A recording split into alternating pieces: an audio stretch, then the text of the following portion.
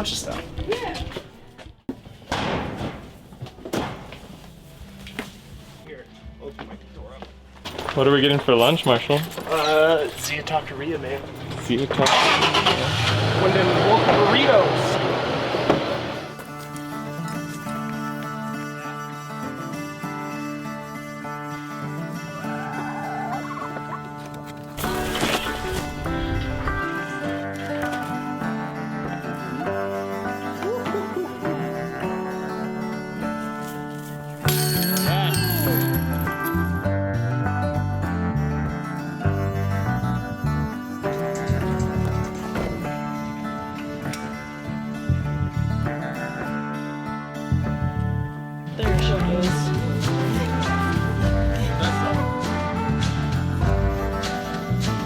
One full loop on this, maybe one full loop on that. Up to you.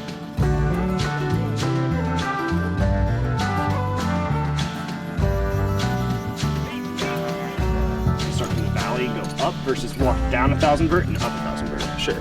So super amounts of water, like it's gonna crush everybody, including myself. Here's a bear to be here. Fuck yeah, thank you, food team. Yeah, you guys killed it this morning. Gathering usually means a bunch of like-minded people with a goal to spend time with each other. It doesn't necessarily mean they know each other, but they have an idea that's similar in mind. I guess like a common goal or purpose, like trying to find somewhere where they fit in, because a lot of us are weird. This isn't a normal activity for most people. It's not something that attracts the average person. Paradise has turned into a business to support my habit of highlighting with my friends. My goal with Paradise Business is to basically create a way to make a little bit of money to fund these adventures, and to make access and talking to rangers, insurance, and keeping slacklining available throughout not just where I am, but maybe in like the Four Corner area, my greater surroundings, and try to keep the influence in a positive manner everywhere. It's evolved into more. It's almost the crew that ends up kind of following around my different locations I've established.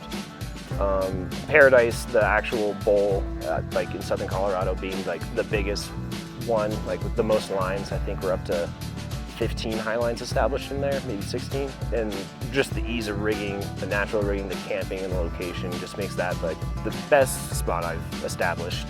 But there's so many more other zones. Like I've established upwards of 60 highlines now, and only 15 of them are in Paradise. So there's all these other little nooks and crannies I want to kind of bring people around to, or use Paradise as a business. You go to these other zones that have less access, but have like all the structure that's needed to make sure that you can highline for the rest of our lives.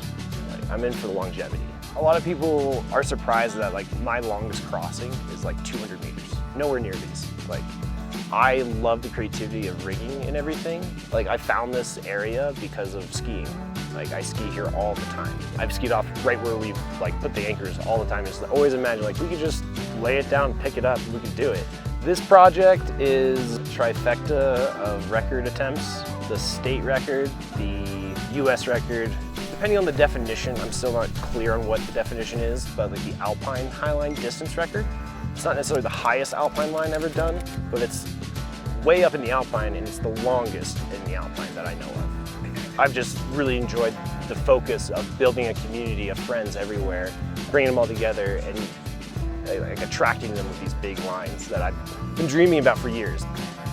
I like waking up feeling inspired and having fun, and that's what highline does for me, and that's why I do it.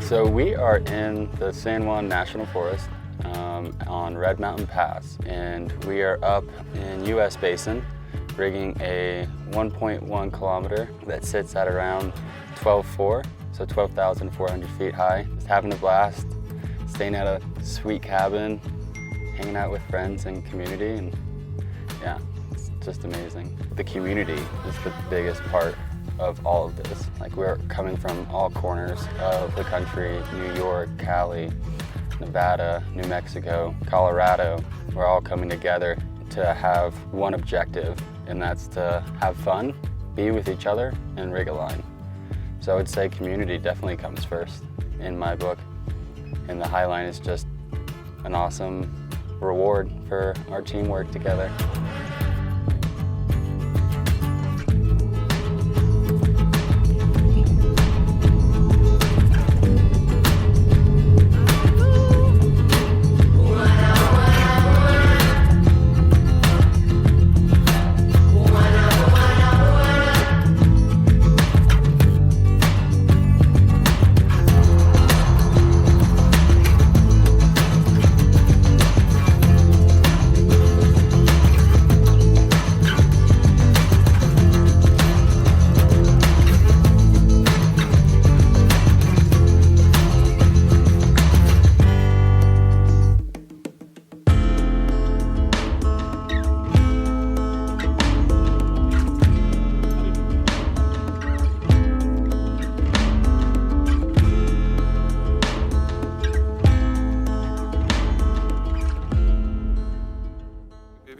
All right, here we are on the 1.1 something or another, Alpine, near Silverton, Colorado, Red Mountain Pass. Just going through some anchor stuff. We've got our sewn loops on this Y2K to a soft release that is backed up with some softies to a BFK through to master point. We've got some extra backup on 3 posts in the back, 2 BFK shared load. Got anchored down low. We come up through the back to the second tier. Boom, boom. Stay safe, y'all.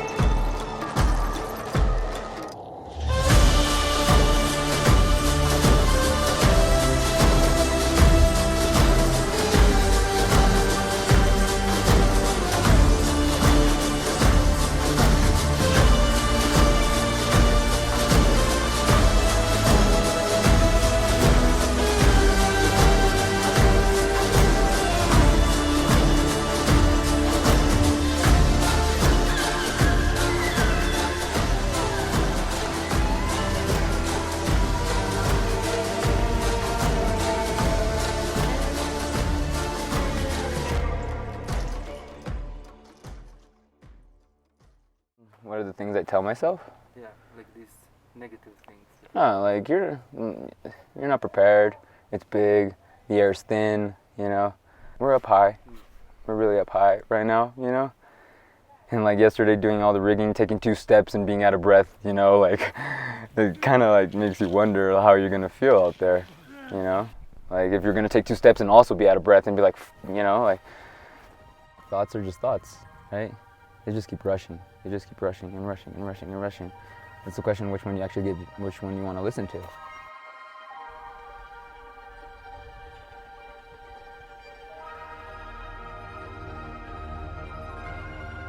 So tell me about what you're feeling.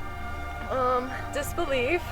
Yesterday I got on this line and I fell like 180 meters from the anchor, and it just seemed so doable after that. But at the same time, like, I don't know. The headspace with highlining is always just like, oh, think about this end. It's okay to want it, but also don't want it, because if you think about it too much, you'll definitely fall.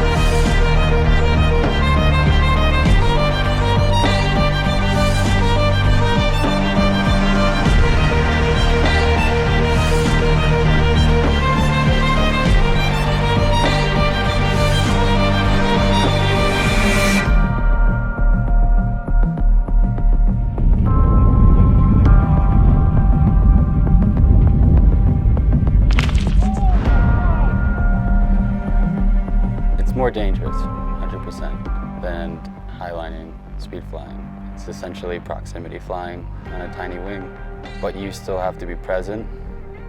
I would say, yeah, it's similar in the aspect of like when you walk, you have to be present for every step. You can't think about your step all the way at the end. You have to think of the step right in front of you. And the same thing goes for flying. You launch, you avoid the obstacles, and as you're going, you have to be calculated in your maneuvers, and it gives me the same feeling. It gives me quietness, and I feel like 100% focused, but it's fun because it's faster than highlining.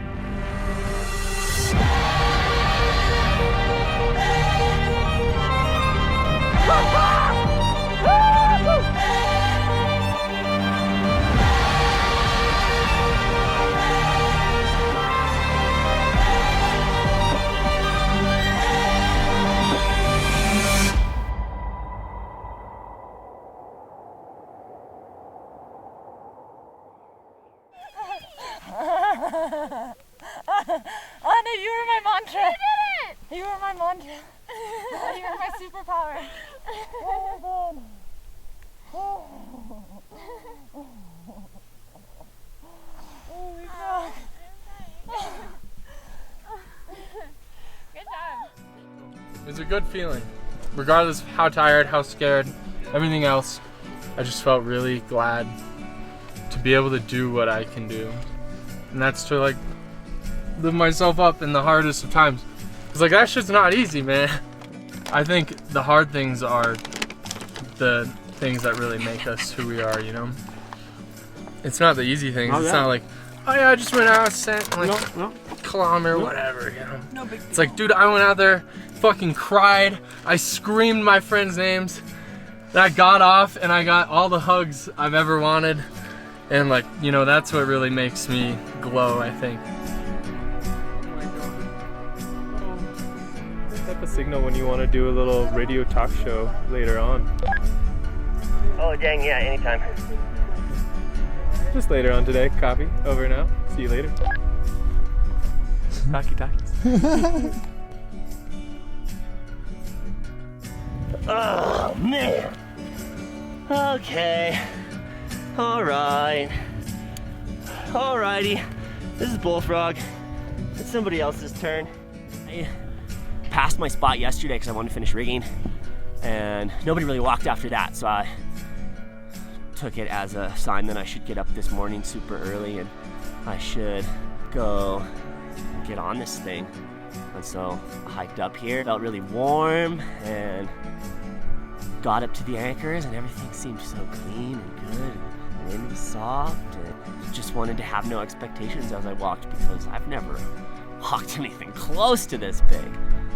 So this is kind of a big stretch of my imagination, I guess.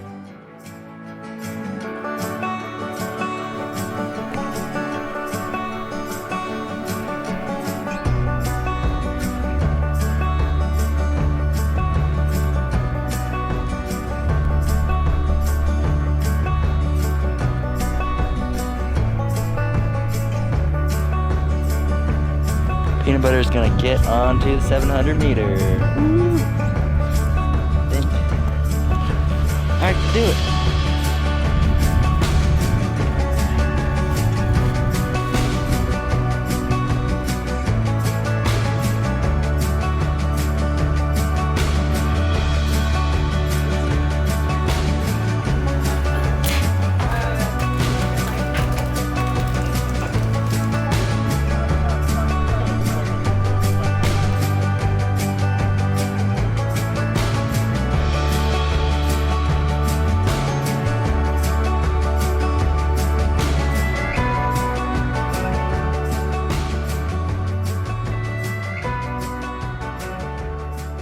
The next big project that's like on kind of everybody's back of the mind, I feel like, it's the world record.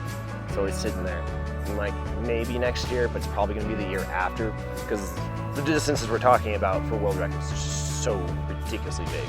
And like just shuttling to the other side of this canyon would take an entire day. So now you need 2 camps. Because if you walk the line, you're not gonna have time to drive to back to your home camp because you just walked 5 hours.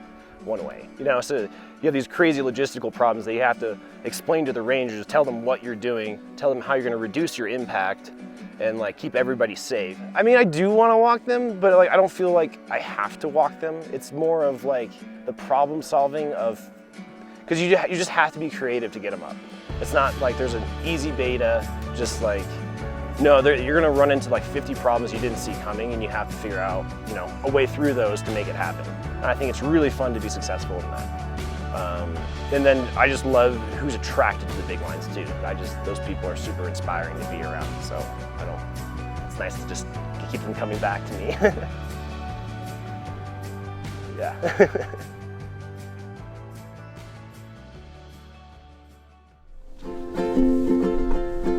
Well, you done me in your bed, I felt it. You tried to be chill, but you're so hot that I melted. Fell right through the cracks.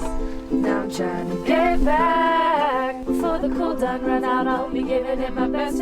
Nothing's gonna stop me but divine intervention. Reckon it's again my turn to win some or learn some, but I won't hesitate no more, no more. It cannot wait. I'm yours.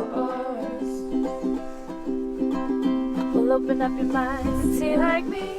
Open up your plans and damn, you're free. Look into your heart and you'll find love, love, love, love. Listen to the music of the moment, people dance and sing. We're just one big family. It's our God-forsaken right to be alive. 3, 2, 1.